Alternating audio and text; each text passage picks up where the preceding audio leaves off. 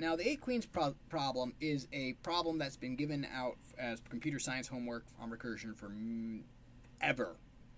It's either given out as homework or done as an in-class example. There's many good resources for you if you get stuck, but it's worthwhile that you learn how to solve it on your own. So the recursive. So first off, if you've never played chess, then that's okay. This problem concerns the queen, which is the most powerful piece in chess. A queen can basically move. Basically, in chess, you capture pieces by colliding with your piece with their piece, and the queen can move vertically, and it can vertically move any number of spaces, horizontally any number of spaces, and diagonally any number of spaces. Right.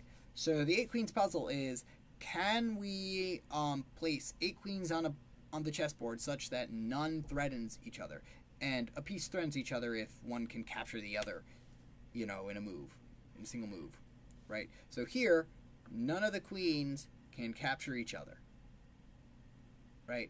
So the 8 queens puzzle is just normally it was a puzzle that you solve for chess, but once computer science became a thing, right, and computer science homework became a thing, they realized, oh, this is a great puzzle for recursion, for doing the backtracking thing.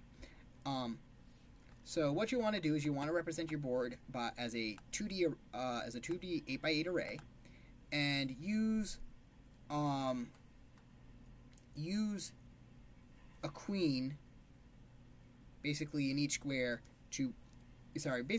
what you might want to do is like use a 0 to represent the presence of no queen and 1 to represent a queen. Okay, so here's an example solution again. One piece of important advice I might say: do not, under any circumstances, basically mark squares off as threatened, right? So basically, if you decide to put your queen here, don't mark this square like as, oh, I can't put anything here, or I can't put anything here. Don't. The only thing your array should hold is whether or not a queen is in that particular square or not.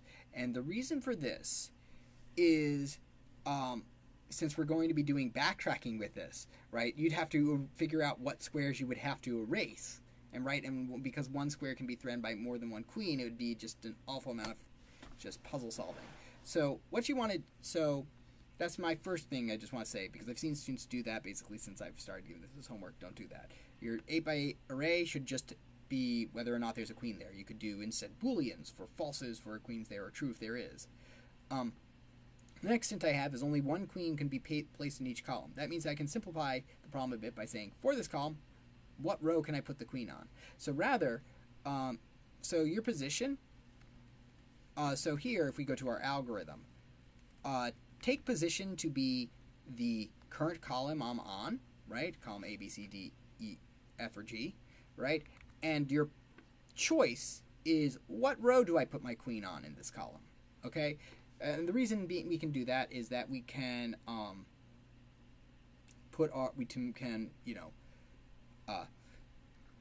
we know that no queen is there's not going to be 2 queens in the same column, so we can just know want to put one queen here, one queen somewhere here. Now, how do I know if it's a valid choice? Well, it's a valid choice to put a queen here if it's not threatened by another queen.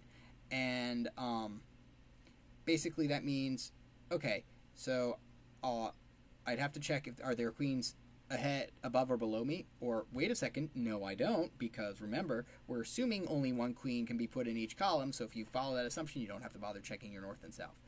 Furthermore, if you're putting one queen here, another queen here, another queen here, another queen here, another queen here, so if you're moving in this direction, right, from column 0 to column 8, or column 7 rather, if you're moving in that direction, then you know there are no queens in front of you. So not only do I not have to check in this direction or this direction, I don't have to check in this direction, diagonally up, or this way, or this way. The only directions I have to check for other queens is this direction, and this direction. So that's 3 checks, not 8 checks. Not 8 checks. Come on, fingers, get it together. Okay, so that greatly simplifies the puzzle for you. If you want something a bit more challenging, you can try solving the Knight's Tour, which just simply says, given the knight, which moves in this manner, move your knight around the board so that it jumps on every square. Okay. So So that's that puzzle.